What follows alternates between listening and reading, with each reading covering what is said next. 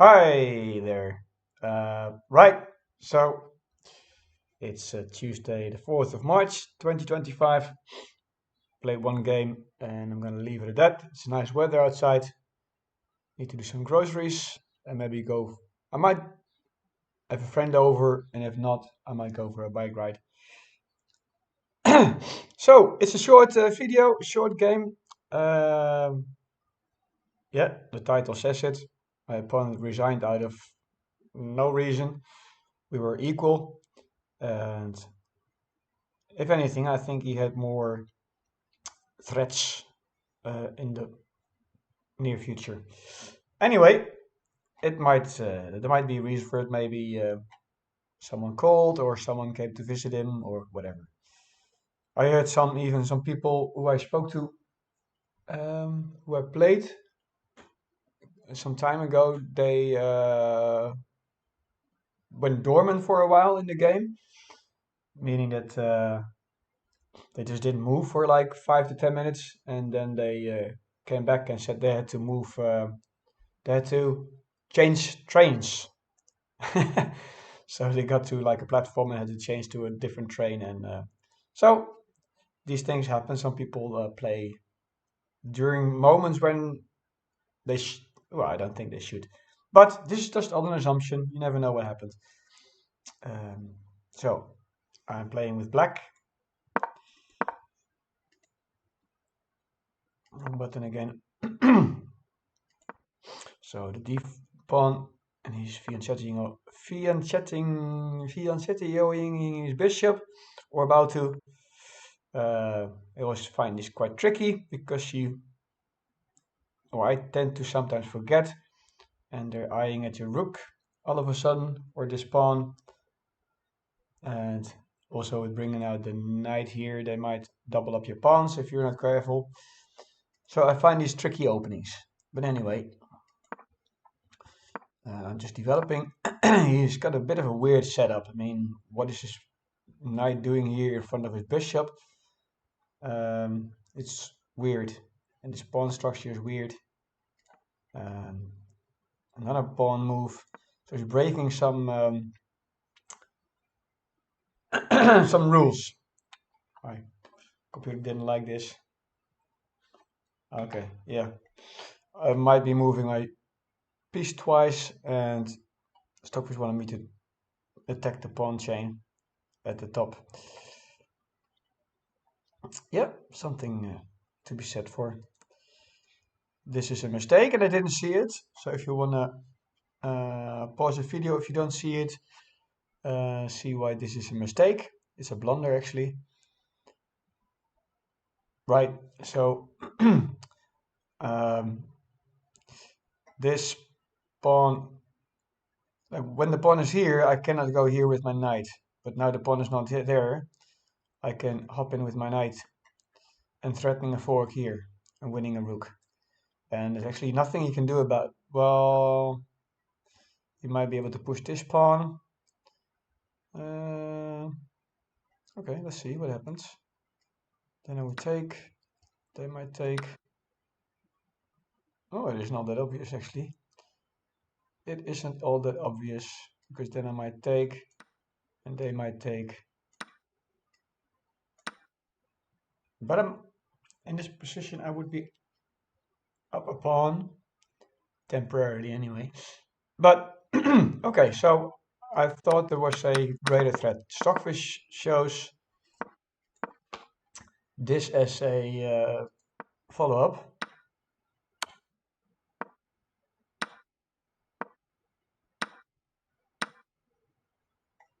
Yeah, it's a way to deal with this position, but as I showed you, there's another way also. And then you'd just be winning a pawn. Anyway, I didn't do this. I didn't see it, to be fair. I just wanted to get ready to castle, get my king into safety. Now he prevents me from this move. I'm castled, and he's about to castle also, I think, maybe. Because his bishop isn't there, I was not too keen on taking this pawn because you could take my knight and double up my pawns. But now this bishop is blocked, and so I took. But I actually just watched the video from some kind of Russian grandmaster, and he states that unless you're getting something really good out of it, to take is a mistake. So I probably shouldn't have taken this, even though stockfish is okay. But there are better moves, because now I'm helping my opponent to develop his knight.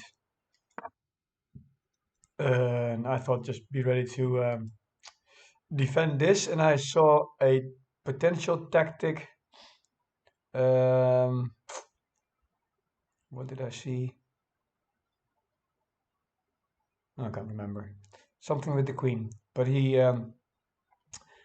attacked before I could attack, and now obviously he's threatening a couple of things. He's threatening to double up my pawns here. He's threatening to take a bishop, and he's attacking my my queen. And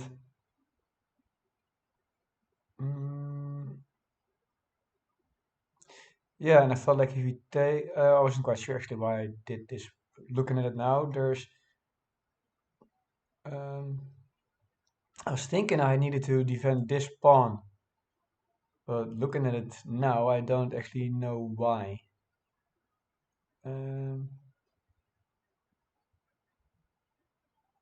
Okay.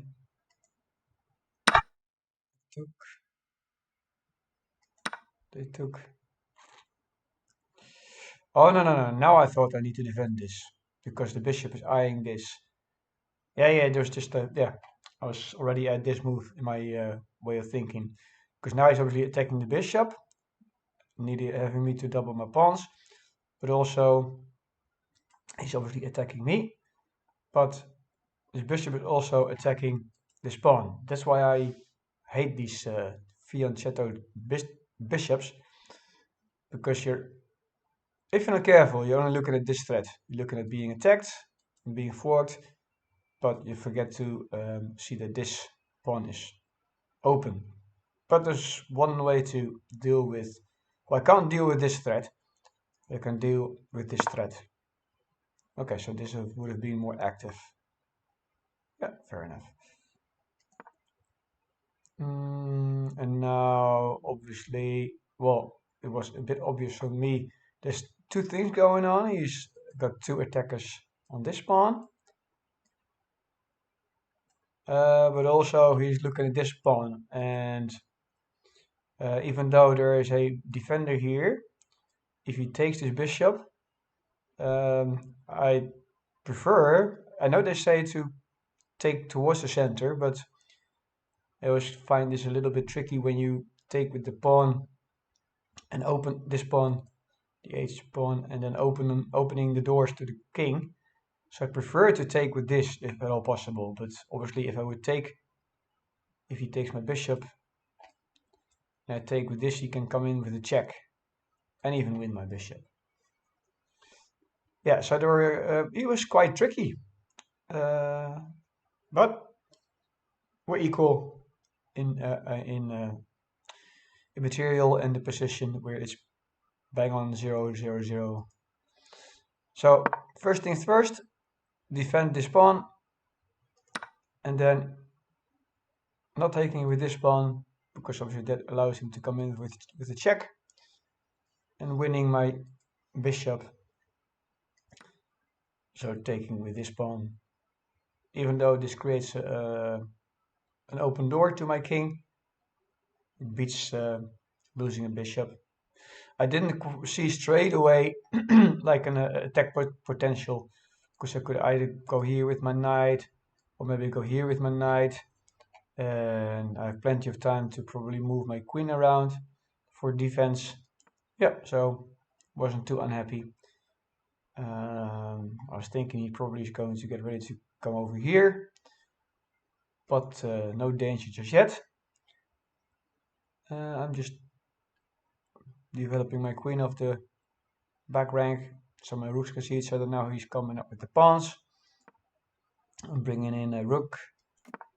He's castling. I'm just defending the queen because I wanted to push this pawn. So if he would, yeah, so at least I would be defended for if anything happens. So he wisely got out of the way. You never know what might happen.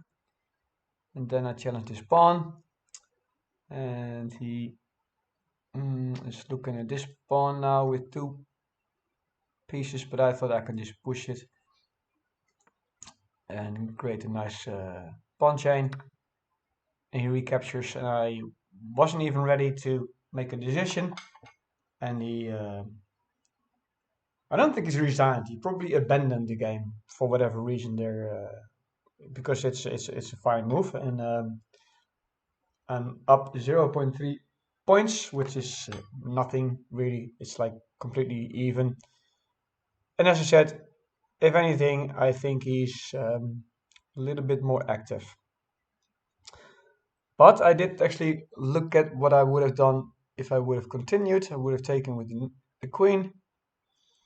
And I don't think he would have had too much going on at the moment. Yeah, maybe you could have pushed the pawns. His queen is not looking at anything. Yeah, you can push this pawn, but I'll just take it.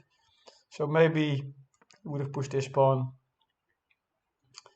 That's a mistake. So anyway, doesn't really matter what could have happened. He abandoned the game, and yeah, so a short game. But as I doubted if I would actually um, make a video out of it, but because I missed a nice tactic, I wanted to give you some information about this potential tactics where you can fork the king and the rook. So, if you like these videos, like them, and please consider to subscribe. And I'll leave it at this. So, thank you very much for watching, and I'll see you in the next video.